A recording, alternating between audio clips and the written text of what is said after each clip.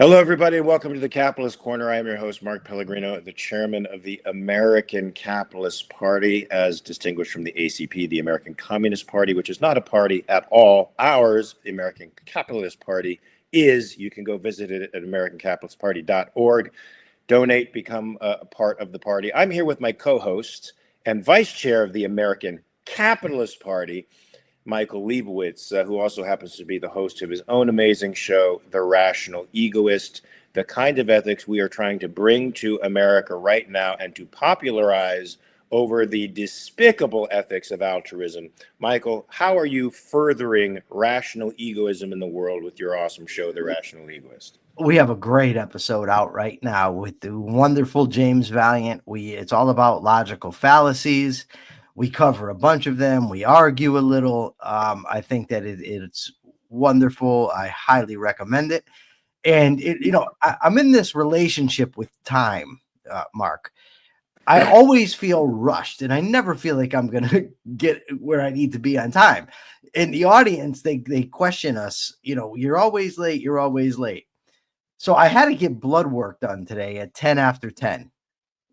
Now, in the plaza where I had to get my blood work done, now you can't eat or have coffee before this. Right. And I had a horrible night's sleep last night, like 3-4 hours. I don't know what was going on, but whatever. So my plan is I'm going to go get my blood work done. And then in the same plaza, there's this pizza joint and I have a gift card. So I'm thinking, okay, I'll go get my blood and I'll just go over to the pizza joint. So I get my blood taken. The pizza joint doesn't sell coffee or energy drink. So I went to a package store, got the energy drink, went to the pizza shop. Lo and behold, it's closed. It's not open. But I'm starving. So I'm like, what the hell am I going to do? So I go and I get myself one of these protein cookies and a smoothie. And now I have this hobby now of counting the frogs in the backyard here. And today I counted a record 13. So I came back. I'm drinking my energy drink. I count the frogs, 13. It's a record frogs in the live pond. frogs. There's live frogs in your backyard. Oh, they're all over the place. Yeah, they're big. Some of them huge. Then I come in and I got to take a shower. Now I got to get ready for the show. And I'm rushing. I finally make it. I don't have my socks on here. And I'm like, yeah, we got here on time. We talked for a minute. And the audience, after all my effort to get here on time, they give us hell about being a minute late. Yeah, well, that's the way audiences are going to be. They demand timeliness, and we have to give it to them, Michael, no matter what. We have 470 subscribers now. I'm very happy about that. Remember to like and subscribe, folks, before you tune off today, and also remember to share this on other social media platforms. Chandler says pizza for breakfast. What is this, Home Alone? Chandler, come on, man. Pizza for breakfast is freaking amazing. It is, but I wasn't even going to have pizza. I was going to get the pasta dish. Well, still, pasta for breakfast? It's what do you mean? It's 11 o'clock. Here's what you want to do. You have to start off your day with protein, my friend, not carbs, not high carbs. Unless you're going to train, then you can carb load a little bit before you train. I was going to get spaghetti and meatballs. Okay, that's look, pasta, no good. Let's get rid of the pasta if we can. But every once in a while, you can have pizza for breakfast. I'm putting this demand on you now, Michael. I know we're wait a second. I have high cholesterol. We're about free society. You're recommending to me to have pizza, which is bad for my cholesterol. No, protein. No, I overall recommended pizza. Yes, I said every once in a while you can have pizza for breakfast because it's good. It tastes good. But it's loaded with cheese and it's bad for my cholesterol. My protein point was good. Fat is good. It was going to be a brunch anyways, is that it was going to combine breakfast and lunch because now I'm not going to eat another meal till dinner. Now, I don't know if Manu is being serious, but eggs and bacon do just go for it. I have to agree with Manu. That's so horrible for my cholesterol. Uncured bacon. It's good for you. It's not. That's horrible. I'm not going to be your doctor. But any human being out there, especially an active man, needs probably, I'd say, about 120 to 130 grams of protein a day. You better start getting on that because you lose muscle mass over 35, my friend. But this isn't about health. I'm pretty sure about our own individual people health. Can Google it. I'm pretty sure that what you need is half your body weight in grams of protein a day.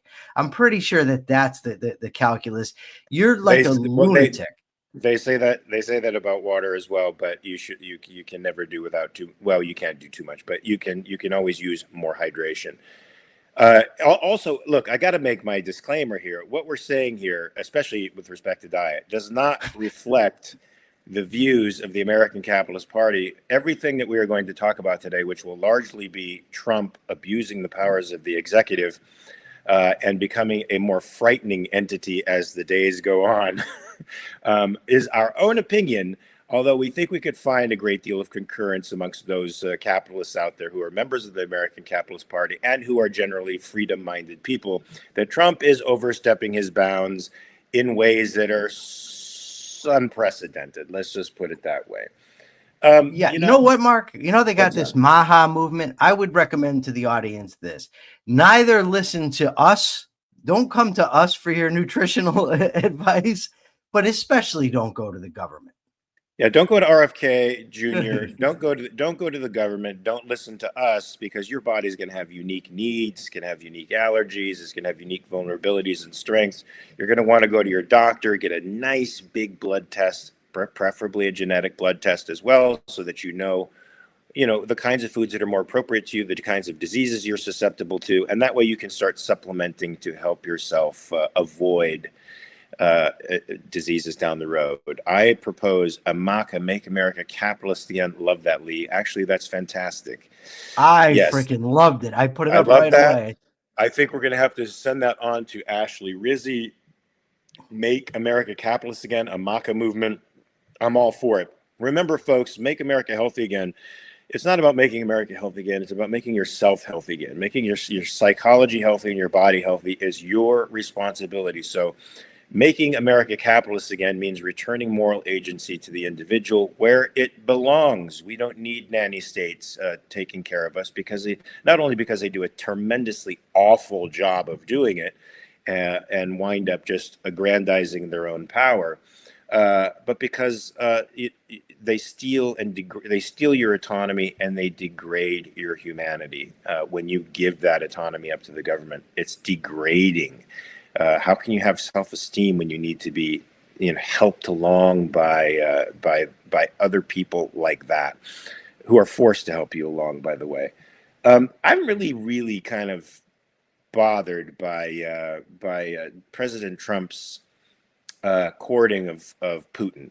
I mean, the guy's a chaotic menace, basically, in pretty much every policy, but his hot and cold, chaotic messages to Putin is the warnings that he gives and then takes back, and then meeting the guy on American soil, which was a victory for Putin right off the bat, which is a diplomatic victory, as recognizing him as a power that deserves to be spoken to, which I think Putin does not.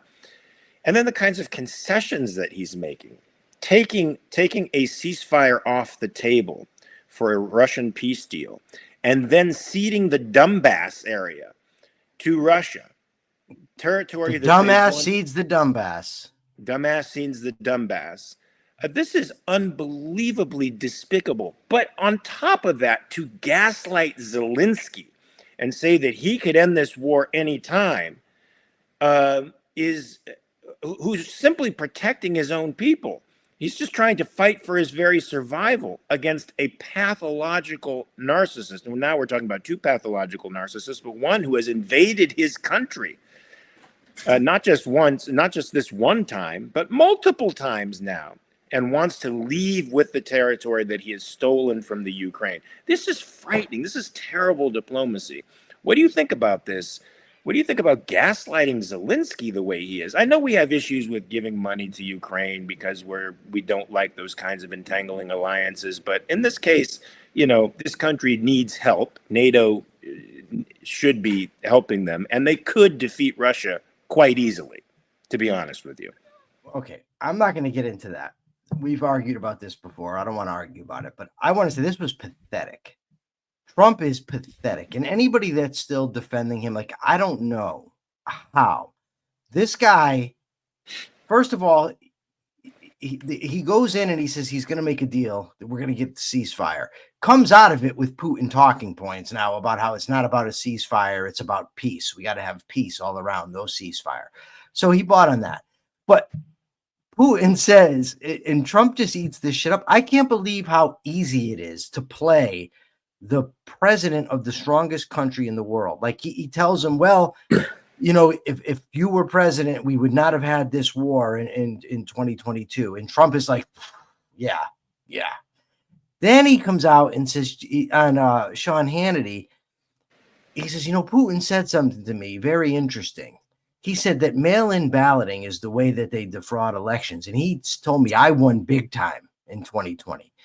And it's like, that's all this murderous dictator has to do is butter you up and you just fall in line because you're that much of an insecure puss. That's it. I mean, come on, people. Like I said, I'm not for funding Ukraine. I'm not for funding anybody. But the bottom line is Ukraine was attacked by Russia. Regardless of what you think about Ukraine, Ukraine was not a threat to Russia. Russia attacked Ukraine. That, to me, is indisputable, right? It's also indisputable that people that cross Putin in any way have a tendency to disappear. And when Trump calls him his plane friend, crashes, yeah, poisonings, and I might say jumping out of buildings with multiple stab wounds. I mean, these are the kinds of ways these guys disappear. Now, this I'm finding interesting. We're losing some audience by bashing Trump. I don't know. I cannot close my eyes and turn my mind away from reality. The reality is that Putin played him like a Stradivarius. I mean, they had a meme I saw that I thought was just great, where they had Trump standing there and Putin behind him with the fiddlestick, you know, playing Trump like the fiddle. But you know, this is supposed to be a great nation. I would say it's embarrassing, but to be honest, I don't get embarrassed by what Trump does because his actions have no reflection on me, but it is a bit ridiculous. You know, and there's this, I don't know, I'm going to pivot a little bit here to some interactions I had over the weekend because, you know, Dave Smith was out there and he is talking about how, you know, this petty little dictator, and he's talking about Zelensky. And I put the question forward to which he didn't respond. You know, why is it that you're always attacking Ukraine and Israel, but you don't attack the barbarous tyrants that attack them? You know, you don't. I said, if it's about funding, and I put the list out there, the U.S. funds all kinds of dictatorships, non-democratic countries, tyrannies. So why not just criticize that, or why not take a principled approach to going against foreign aid? Instead, you hone in and focus on the two relatively free countries, right? In Israel's case, the only relatively free country in the entire region. But that's who you're going to take out all your ire on. You know why? You know why? Yeah, because you get clicks. Yeah, because he's capturing the MAGA right with his denigration of Zelensky, and he's capturing the bigots on the left and the right with his hatred for Israel. And I would say this. Let me pose this by you. This does not represent the view of the American Capitalist Party, by the way, but I would say we defund all of these dictators. We defund them immediately. Take subsidies away from them immediately. But however, we continue our subsidies to Israel and to Ukraine with the addendum that we will be eventually breaking this off. We have 5 years before it breaks off entirely, so that Israel and Ukraine can fight these tyrants, can defeat them. And I think the Ukrainians have the capacity to do that. They have the drive, they have the spirit. They're fighting for their very survival. I mean, that drone attack inside Moscow that took out what? A third of the nuclear arsenal of planes from Putin's nuclear arsenal just with drones. I mean, the creativity that it took to do that, the balls that it took to do that. If they had more weapons in their hand, they could take the fight to Moscow and make Putin regret ever invading Ukraine. And with the united might of NATO powers behind them, there's really nothing that that Putin can do, despite threatening, nuclear retaliation. The kind of intelligence that Israel demonstrated when it was able to completely wipe out the infrastructure, the guiding structure, the missile structure of a major military power in the Middle East, it could do the same to Russia in a hot second. So Russia's ability to retaliate would be diminished to the point where would be negligible. And then we could bring Putin to the negotiating table. You can't sit there and roll out a red carpet on American soil for this psychopath. You have to shore up military and make the threat that you're willing to carry out.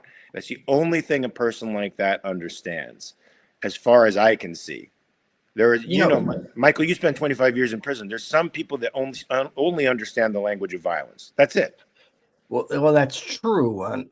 Very unfortunately, there's something broader. I mean, I sent you a lot of stuff over the weekend about Israel, and yeah. I didn't make it clear whether I wanted to discuss it or not. But there's just so much anti-Jew stuff out there, and it's masquerading under the idea that they're just opposing Israel. Look, I'll criticize Israel. Israel was founded as a semi-socialist country. Right? They're a huge welfare state over there. They've got policies I don't like. I'm no fan of religion, not, Judaism included. But the bottom line is Israel is a modern country that does practice modern values, but they use Israel as the segue because they really, really hate Jews. And it's not enough to criticize Israel for some things that Israel does. Yeah, military conscription, right, race. It is that they make up lies about Jews, and it's just nonstop. And the thing is, it comes across the feed, and it's with any of that, it's like what Steve Bannon called flooding the zone with shit. They just fill it up so much, like to fact check all of it is not an easy task. And this stuff's been going on for millennia. Making up shit about Jews. I mean, there's people out there, for God's sake, that still cite the protocols of the learned elders of Zion as if it's fact. And so, it's very disheartening for me to see all that stuff. And people assume because my last name is Liebowitz, I must be Jewish.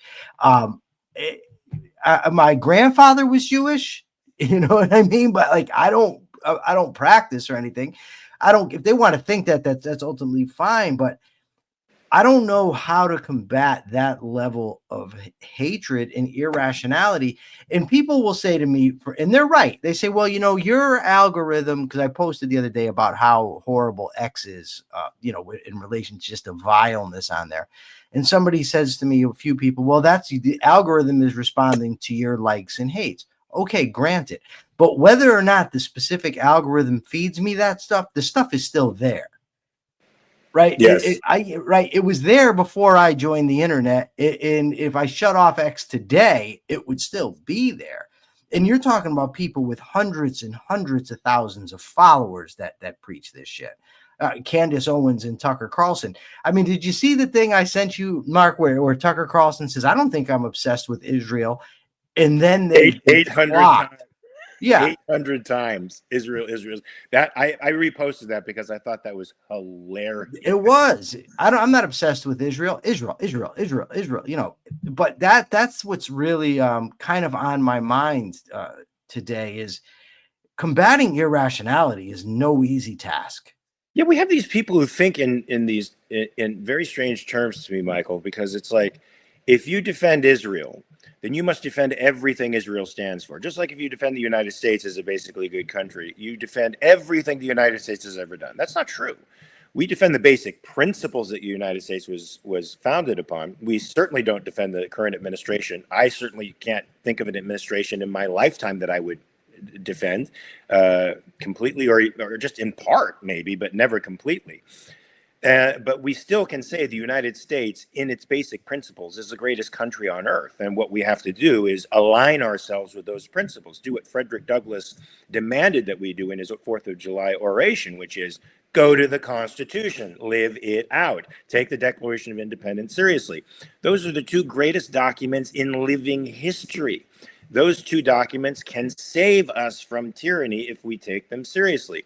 Well, likewise, there it is. There's your pocket constitution. Everybody and declaration.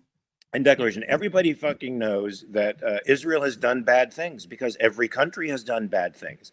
Everybody knows that Israel is built on a paradoxical foundation. Yes, it started out as a socialist, a dream of Zionist socialists who wanted to bring socialism into this world. Of course, they quickly discovered that it failed, and they became a parliamentary democracy with socialist elements. And they have unmarriable paradoxes within their own community that they're trying to marry and can never do. And that creates, of course, the contradictions that open that society to the types of criticisms that the anti-Semites attack. You know, the fact that if you are a religious person, you get supplemented by the state, you don't have to do military service, you're on essentially welfare in order to maintain the Jewishness of the state. That kind of stuff is a paradox that's difficult to marry to a parliamentary democracy that sees all people as equal before the law, because that is a paradox. Conscription, likewise, universal conscription. We can understand from a pragmatic perspective why it is they need, the citizens to be engaged in such a manner because they're surrounded by enemies. But that is still a fundamental contradiction to liberty, to the sovereignty of individual human life. And the religious courts that have control over family and divorce issues also, likewise, the contradictions to secular government, secular humanism, and the greater drivers within that society. But they are still predominantly free. They are certainly freer than any other country in that region, and certainly deserving of our respect, and certainly one of the greater democracies in the world. And I use the term democracy just sort of as conversationally. I don't, it's difficult not to. It's right? difficult. Because I'm not a fan of democracy, but you know what I mean. You know what it reminds me of is when we were talking inflation the other day. And of course, I know that historically inflation meant an increase of the money supply beyond that necessary for trade. But we're talking about when people on the news, for instance, or pundits are talking about tariffs and inflation, that's not what they're talking about. So the other day when we were talking about it, I used inflation as it's used by most people today. And a lot of people said that came to tell me that's not inflation. It's actually an increase of the money supply. People that are generally on our side. And of course, I know that, but how else do you communicate it? So when you're talking about Israel, democratic societies that's the normal term. However inaccurate it may be, it's getting around it is a difficult thing. Mark, I got a question for you. Serious question. Yeah. Let me I got a male racist thing to myself here, his thumbnail, so that I can post it up later on. Okay. That's done. Okay. I've been criticized quite a bit for my tendency to be critical of Democrats, Republicans, libertarians, religious people. And the criticism, I think it's an accurate criticism, but I don't know that following that criticism's advice is the moral thing to do. So the criticism goes something like this. If you want to win people over to your side, you don't do it by telling them that they're wrong. You have to be more understanding of them, right? Now, look, I've read How to Win Friends and Influence People probably 20 times, maybe more. You may not be able to tell by my winning personality, but nevertheless, right? I understand that when you're that's how you generally persuade people. But I also think it's important to tell the truth. So when I see somebody, for instance, over the weekend, like Daryl Cooper, who goes by Martyr Made, say the way to bring people back to religion is by showing them how bad things are without it. And my response was, the way to bring people back to religion is to have them shut off their rational faculty. So somebody immediately came in and said, it's that hostility to religion that will never bring people to objectivism, right? But okay, so what do you do as an objectivist? Pretend that religion's good, that faith is good? Do you never mention it? And I just don't see how you can thread that needle. I think you don't have to insult people, but how do you get around that? No. I no. Wait. First of all, I think that was an extremely witty answer and a very good answer for Twitter. I think that would, for any thinking person, get them going, what the heck does that mean? And it would encourage more dialogue, because it's not malicious. It's sort of it's funny and a little satirical, and I think it should inspire thinking. There is an aspect to which I don't practice in Twitter, but I do practice in real life. There is an aspect to seeking first to understand, then be understood, that makes people feel more open to the criticism that you're about to level. Because what you do is you listen to their perspective entirely, and you ask questions as a curious observer about it. Not like Socrates with the intention to trap them in a corner necessarily, but that's essentially what you're doing. You're trying to, you are in effect trying to demonstrate the holes in their thinking, the paradoxes in their thinking. But you do it in such a way as to be open to their perspective, listening to it, and then say, but what about this? Have you thought about this? And it's a non-confrontational style that I think engages the other person actively. And because it's non-confrontational, they're not defensive, right? So even though that question is, the way you get people it's to engage them in reason is a superior answer. It's probably interesting to engage them in a sort of Socratic dialogue where you're trying to understand their perspective, where you look like you appear to be trying to understand their perspective, and steel manning it even with them, right? There's nothing better than a good steel man argument. Can I read to you one of my absolute favorite quotes ever? Yes, please do. From because people say that that's not the way to have influence, right? But I don't even know. Intuitively, it seems accurate, but I don't really know if it's true. William Lloyd Garrison, this is just an abbreviated version, I'm going to look for the rest of it, said, I am in earnest. I will not equivocate. I will not excuse. I will not retreat a single inch, and I will be heard. This is not the quote of somebody who's saying, let me understand the slaveholders and the people that understand it, hear their position out, and then they'll start a conversation. This is somebody that's getting in their face and telling him you're fucking immoral, right? So yes, and he earned a lot of enemies. He was the editor of the Abolitionist, right? I mean, he was one of the primary abolitionists of his time, and he made like John Brown, who went further, like Frederick Douglass. These people pulled no punches. Now, there is something to be said, I have to say, for being 100% principled and never, ever retreating from your principle. Now, that doesn't mean you retreat from errors, that you don't retreat from errors. You don't retreat from proper principles. This is precisely what's gotten the Republicans into the mess that they're in now, which makes them indistinguishable from the left, which we're going to talk about in a little bit.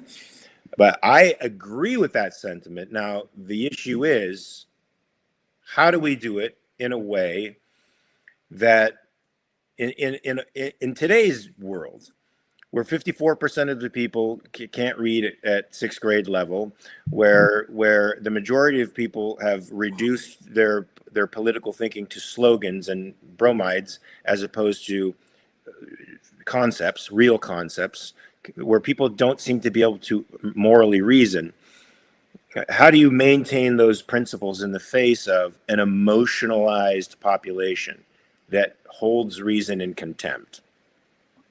Well, I think we have a good answer from the William Lloyd Garrison here. Just stick to the principles anyway. This is what he says. No, there's another quote. He says, with reasonable men, I will reason. With humane men, I will plead. But to tyrants, I will give no quarter, nor waste arguments where they certainly will be lost. I love that. I got to say, I love it. Well, and Jim Valiant says the approach should be tailored to the context.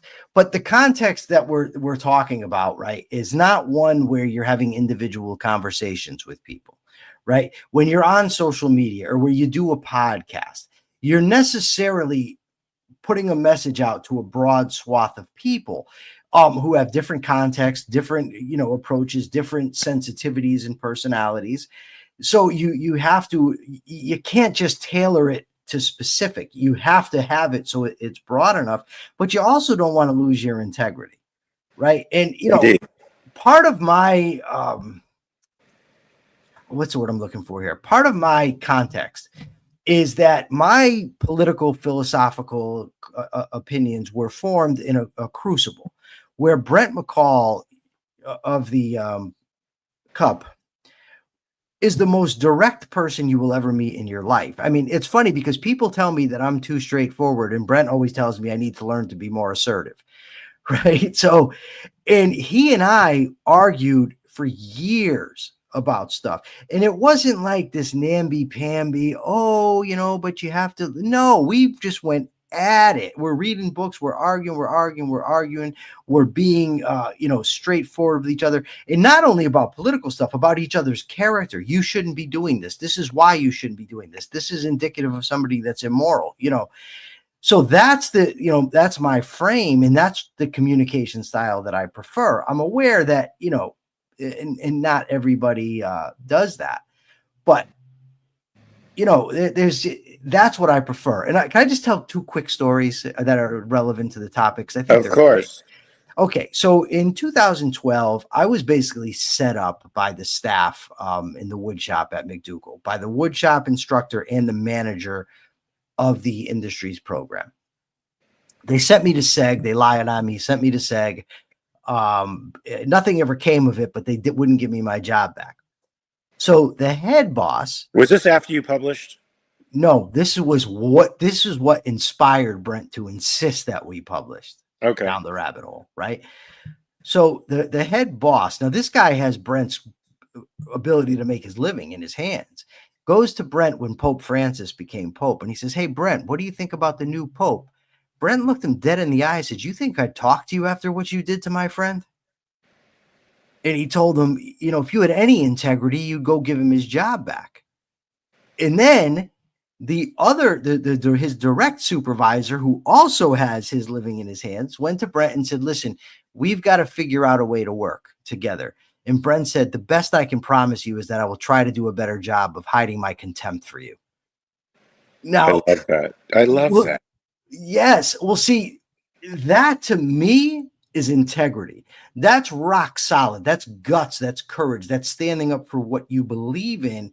So that's my frame of reference. That's the type of person that I look up to, that I try to emulate. And that doesn't go with being understanding. It's not to say that the people who criticize me are wrong. I'm not.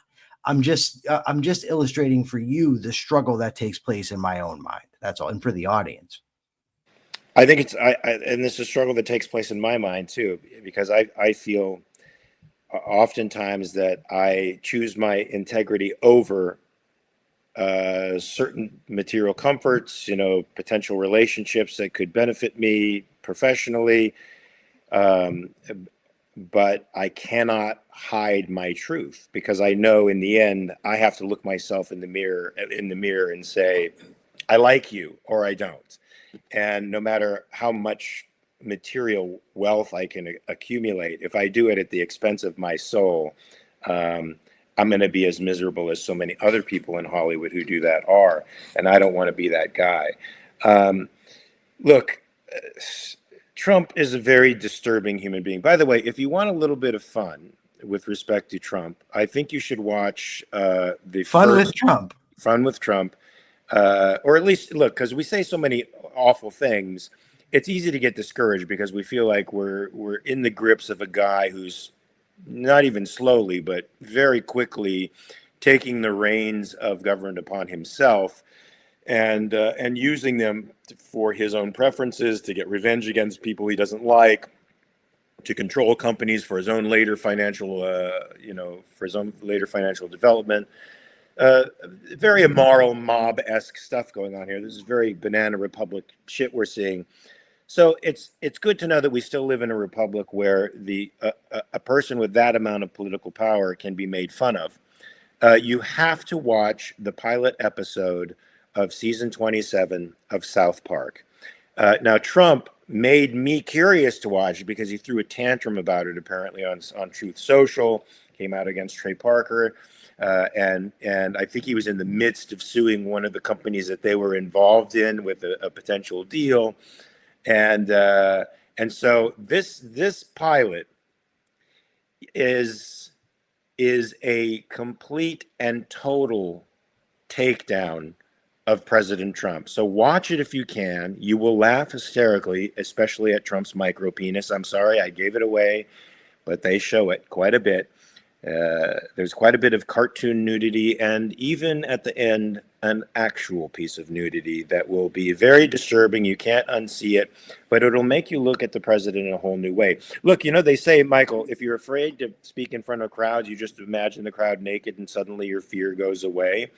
Well, if you're afraid of Trump, the dictator, the wannabe fascist, taking control over corporations and using this for his own profit and trying to set up the government in such a way as to get revenge against his political enemies, all you need to do now is hearken back to that episode in season 27 of South Park, where you see Trump, especially at the end, naked, and you will never fear the man again.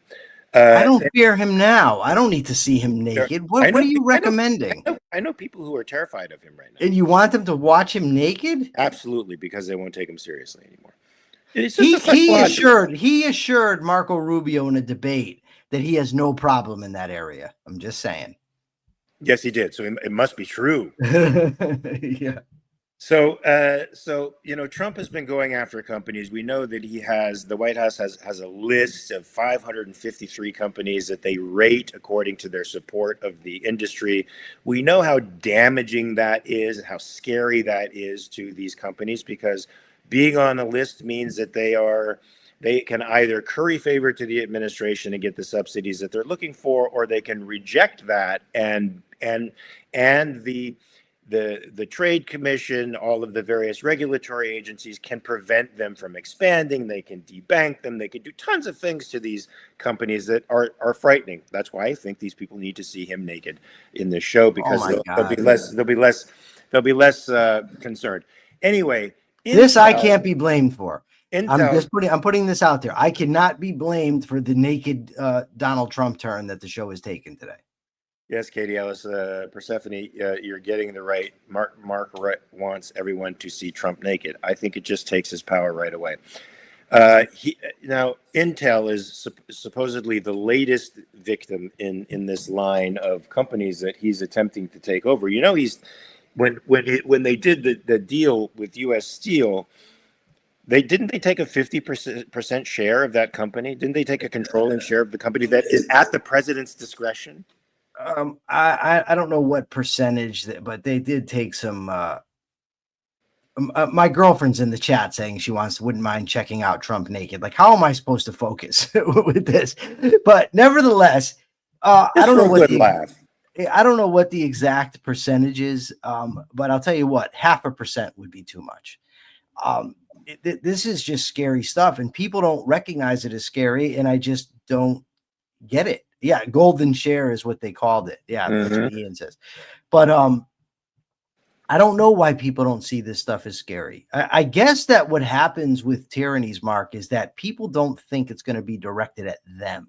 So as long as it's directed at the other, at the person that they view as enemies, it's okay. Like this idea where they keep saying, lock up Obama, lock up Hillary, lock up everybody, all the political enemies. They're like, yeah. But when that Democrat version of Trump gets in and they themselves are facing it, I wonder how they'll feel. I wonder how they'll feel when the FBI and the National Guard are unleashed on the streets to combat MAGA. Like this stuff is just ridiculous and scary.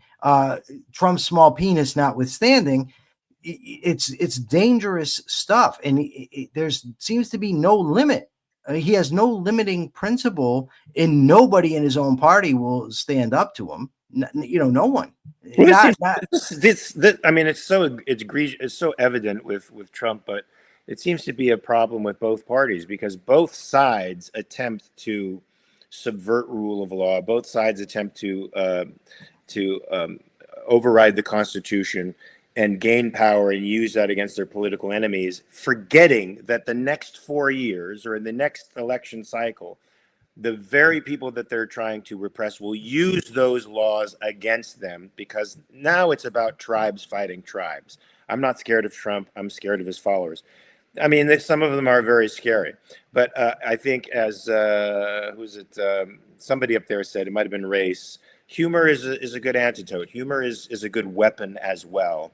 And for Trump, who has such a sensitive ego and he's so fragile, laughing at him is actually a way to undo him. It's a way that makes him less powerful, and I think it's healthy. That's why I think you guys should see the episode, because it's easy. Look, it's easy to get down when you see the government taking over industries, taking golden shares in these industries, trying to control their franchises, where they go, trying to control who they hire.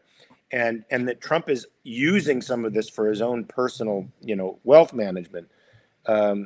That's a scary thing. This is something sort of unprecedented. I mean, there's the regulators and the inside the Beltway guys have always been doing backroom deals. They've always been enriching themselves at the expense of everybody else. That's part of the corruption of the welfare state and the regulatory state. But never has a president been so openly defiant of the Constitution and been so openly contemptuous, especially when you think of in 2009, when President Obama made overtures to take over GM and to get some shares in GM and to start managing that company, how the Republicans just chafed. They stood up for property rights. This is unbelievable breach of presidential power. And here Trump is doing this to multiple companies. I'll give you an example here just from this article. Last week, Trump agreed to exempt tech firms like NVIDIA and Advanced Micro Devices from export controls and allow them to sell semiconductor chips to China after a meeting with NVIDIA CEO Jensen Huang. In exchange, the companies agreed to forfeit 15% of their revenues from these sales to the government. What is that? Well, I have a couple of things I want to say, but the first thing is I thought that one of the points of these tariffs is that we need to manufacture stuff at home. We can't have China getting, our technology. There's a few things, but evidently you can sell the technology to China as long as Trump gets a piece, which is, just more hypocrisy, more contradiction. But Akira Felix said something a few moments ago that really strikes to the heart, going back to the discussion we were having about having influence. Because if you criticize Trump's followers, there are people who will tell us that we're going to alienate those people, and we don't want to alienate them. And I agree it's alienating, and I agree that I would like to turn them and convince them. But what do you do in the face of that? Do you deny their irrationality? Do you deny that they're a threat to this country, that they're a threat to, a rational order of any kind? And it's a very, again, a fine line to walk, because it's those very people who empower Trump to do things like take over companies. I'm wondering when the more sane Republicans, the people who voted for Trump because they wanted an antidote to what was happening on the left, are going to start turning around. Those are the people I think that are reachable, because they had rational reasons for voting for Trump, at least in their own minds. The Dennis Pragers of the world, I thought had reasons for doing what he did. I think they were pragmatic. I don't think they were principled, but he still had an intelligent approach. And there's a number of folks, I think, in the Republican Party that might fit that. And then there are those who are just complete MAGA morons. I mean, it's a cult of personality, and there's no convincing them. At least there's no convincing them on a show like this, where you have an hour at a time to talk about Trump, and it tends to be in sound bites, and you can't really take on a detailed discussion about the damage that the guy is doing to the world. If the person is your friend, and I do have a friend who fits that description, he lives in Colorado, I'm slowly but surely turning him away. But it's taking like 2 years to slowly but surely turn him away from this walking douchebag. Well, I want to go. Oh my God! Sorry. I differentiate between the people that you're talking about, that people that just voted for Trump, and the MAGA movement. I don't think that they're one and the same. My only concern is that there's a psychological defense mechanisms that people have, right? And when you've supported something like this, you don't want to turn around and say, oh my God, what have I done? That's a very difficult thing for people to do. And unless somebody has a high commitment to integrity and reason, it just won't happen. So that concerns me as well. It's a very difficult situation we have, but we do have a great show like this that's here to make people laugh, educate, debate with them, correct ourselves when we're wrong. And I think that this is the way to go. I think so too. And I think, folks, once you take in objectivist moral principles, once you read Ayn Rand's Objectivist Ethics, once you read Terence Smith on normative ethics, once you start really making these constructs and mental constructs into actual felt sense in your gut, so that they become real values to you, it becomes harder and harder and harder to do bad things. It just simply becomes harder and harder and harder to engage in vice. I'm saying that as an actor. I mean, so that's saying something. Okay, I didn't do a Joey thing. I'm just saying you did. How did you weave I'm an actor into that discussion? Actors are susceptible. Oh my God! Emotionalism. They're susceptible to vice. They're susceptible to immediate pleasure over long-term gain. And I feel like objectivism has changed my life in that respect. It's literally impossible for me to do those things today. I get it, but I don't know what being an actor has to do with it. I'll teach you more. I don't. You're going to teach me how to be an actor? Yes, I will. But no, I'm not going to do that, because you might go in the wrong direction. It might be regret. Oh no. But I wanted to read another paragraph on this, because it just says more about this degrading fascist. I mean, this is literal fascism that we are now seeing in the government. Before, it was like, yes, a regulatory state is a fascistic state of affairs, because there's nominal ownership while the government controls things. But here we have the government actually not only dictating what the company should do, but profiting from it, literally taking the profits from these people. MP Materials, which operates the only mine for rare earth minerals in the country, announced in July that the U.S. Department of Defense had agreed to a multi-billion-dollar package of investments and long-term commitments, including a $400 million stock investment that would see the Pentagon become the company's largest shareholder. I mean, that is just a frightening development, folks. That is a militaristic state in the making. And this is what I feel like Trump's not so unique version, Mussolini-esque version of fascism is taking us down a road to perdition. What can be done about it? Because it doesn't seem like there's any party out there in the establishment that has the philosophical wherewithal to fight the fascist orientation of the MAGA movement, or the socialist inclinations of the left. But is there a party out there that represents neither of those, but represents like individuals? Not an establishment party, no. No, but there is a party. There's the American Capitalist Party. I don't know if we've ever talked about it on this show, but the American Capitalist Party can be found at americancapitalistparty.org. It's a principled party that stands up for individual rights, capitalism, the United States Constitution, rational discourse. And Mark, you are actually the chairman. I am the American Capitalist Party, and I'm the vice chairman, not the co-chairman. The vice chairman. Well, the other day I referred to myself as the vice chairperson, and somebody asked me if the party had gone woke. Why? Because I said chairperson instead of chairman. And Mark is off again, folks. So I'm here to run the show by myself, I guess. But yeah, I definitely check out the American Capitalist Party. Also, there's a lot of very good books out there. Read. That's the thing that we can do, Mark, is we keep doing this show. We have conversations with people on an individual level. We have debates with people when they're willing. We recommend books. Hopefully they'll read them. I mean, that's what we can do. And we just keep going, keep pushing forward. And, if you do this, right, if you commit yourself to a better life for yourself, to better thinking practices, life will improve. Most likely. I mean, anything can happen. A tree can fall on you. But if you commit to the principles that we're talking about and you fight for them, you will automatically, unless there's intervening circumstances, get better and feel better. I got to say that one of the things I love about capitalism is that it comes sort of baked in with a philosophy, an aspirational philosophy, an aspirational ethics, right? It focuses on the best in human nature, in my view, and it's about happiness, it's about joy, it's about living your life. I don't know of any other political philosophy that's like that at all. We must cultivate our garden. Thank you, Christopher. That is true. Voltaire was great. People are wanting to see Frankie here. So before I talk about DC roadblocks, That's cool. my little boy, I have him in a bed. Hi, Frankie.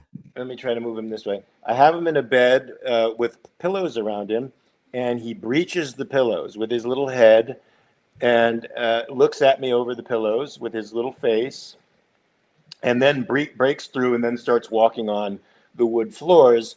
And the wood floors are very slippery, and his little feet slip out from under him. So I have to grab him and rescue him from this as he falls asleep in my little... Oh, he almost fell asleep. Oh, you almost fell asleep, buddy. Anyway, I have to rescue him from time to time, folks, because he's my guy, and he's my little boy, and I will do anything for him. So, wait, Jason Adams, Objectivist Matters. Nothing worse than going to the tax office to pay your bill and getting bird shit on you on the way out. That just happened. Yeah, I don't think there's going to be any disagreement here. You got shit on twice, my friend. I apologize.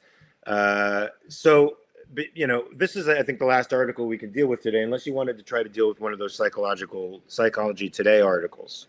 Yes, that's why I send them. Okay, good. But we've been talking about so many things that we got sort of distracted. Now there are two Psychology Today articles. I'm going to leave you with to choose the preferred one. Facts, Values, and What Really Matters in Therapy is one. Surviving the Age of Blame, Hypocrisy, and Cynicism is the other. Which would you like to talk about, Michael? Oh, God, this is tough, man. This is like Sophie's Choice. I will take the second. Okay, so Surviving the Age of Blame and Hypocrisy. You want to talk about that? Because it said something sort of interesting about how blame is a way of deflecting self-awareness and self-knowledge.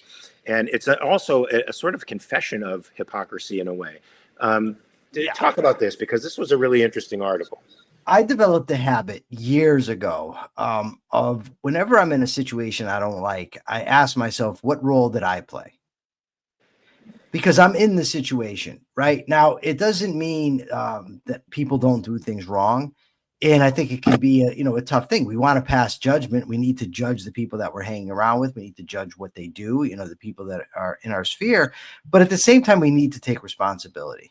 And when we blame other people, it's a way of saying, oftentimes anyway, not my fault. Not my fault. It's similar to the excuse making, which I absolutely abhor. Right. So when we're blaming, and that's what I think that the hypocrisy is because we act like almost we're not responsible for our actions, but other people are responsible for theirs. And that's something that's necessary to cut out if we're going to develop what Julian Roeder referred to as the internal locus of control. Right. In Julian Roeder's psychology, some people have an external, some people have an internal locus of control, meaning some people attribute their actions to what happens outside of them, whereas others are more self-directed. There was a time in my life when I was way on the outskirts of external locus of control. I thought nothing I did was my fault. Everything was the result of what other people did or other events in my life. And I've gradually switched that. Now, you don't want to go too much and, to the point where you're saying I'm the all powerful, I can do anything at any time and nothing impacts me. But I do think that to weight it toward the internal locus of control, I think is the better way to go. And I think if more people actually did that, capitalism would take on more because people would be taking responsibility for their own lives, their own problems, and not blaming others for them. I agree. I think capitalism does reflect that. It's not you can't slough off responsibility in a capitalist society because you are entirely responsible for your success or failure. You need to be entirely engaged with reality. It compels you to introspect, to check your premises all the time. It's a healthier mode of living. That's why we endorse it as a great economic system, because it brings out the best in humanity, as opposed to communism, folks, which is all about blame. It's all about not introspecting. It's all about mediocrity, about about staying where you are, frozen in time, frozen in place. And rather than fixing yourself, throwing a tantrum and burning everything down as if that's going to change anything. No, capitalism is a constructive ideal, a constructive ideal that's actually reachable and attainable. How do we know this? Because the closer we come to it, the better we get, the richer we get, the happier we get. It's statistically verifiable, folks. So that leads us to the capitalist thought of the day, which might just jump off of that. Is it you or is it me that's doing the capitalist thought of the day today? No, don't start that. We know who it is. Oh, we don't, but I'll do it anyway because I want to jump off of that. Capitalism is a psychologically healthy system, folks, because you have moral agency and control over your life. You're the captain of your own destiny, meaning you control what you can control. That lends itself to a higher self-esteem, a higher sense of self-worth. Individual sovereignty is a beautiful thing, my friends. It doesn't mean you're an island.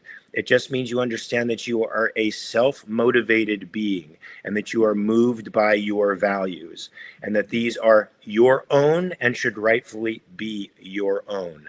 That is the kind of environment that leads to individual happiness. That's the kind of environment that leads to benevolence. When my friend benefits not at my expense, not at the expense of my own life, and I benefit not at the expense of his, but we mutually lift each other up through the trader principle, our lives are both made better by associating with each other. Capitalism is does not mean you are a person unto yourself, going after your interests at the expense of others. It means you create values that others want, you exchange values that others want to mutual benefit. It is a pride-oriented, reason-oriented system of economics, and I encourage all of you to embrace it. Folks, you have 23 hours now to rethink your premises. If you have been on the fence about capitalism, I encourage you to read Capitalism, the Unknown Ideal, Economics in One Lesson by Hazlitt, read Hayek, read Mises. Mises is a little bit chewy, though. I mean, can you read is there a non-chewy book by Mises that people could read? Liberalism in the classical tradition is pretty good. Yeah, that's good. And the anti-capitalist mentality is pretty good as well. Those are great. Those are great, and they're short. They're easier to digest. So definitely take those books on, folks, and I think you can be convinced that capitalism is healthy for you as a human being. So 23 hours, check your premises. We'll be back here the same bat time, same bat place, 9 a.m. Pacific, 12 p.m. Eastern time. And until that time, happy capitalizing. Yeah, happy Capitalist Day. I'm going to make sure we go to 1 o'clock so that we're not actually leaving early because we did arrive a little late and now we're being criticized for leaving early. We need to give the audience what they want, Mark, and the audience wants more of us. I love that. So if that's the case, make sure to like and subscribe to this station and to pass it on through other social media places so that other people can be in the same position that you're in and be mad when we get here late and angry when we leave early. And that's just not the capitalist vibe, man. We got a couple minutes left, so we can take it up with something else if you want to. We don't know. It's 1 o'clock now. We don't need to go past 1. We don't need to give them a full hour. We need to leave them wanting more. What we need to do is, like Costanza, is leave on a high note. Didn't we just do that, or did I not leave on a higher? No, you did, but then I fucked it up by bringing in the other stuff. So, not as the capitalist thought of the day, but as an addendum. Remember, it's your life, it's your responsibility. Personal responsibility is the only way to happiness. And in honor of my friend Mark Pellegrino, remember to check your premises before tomorrow. Love it. Peace, folks.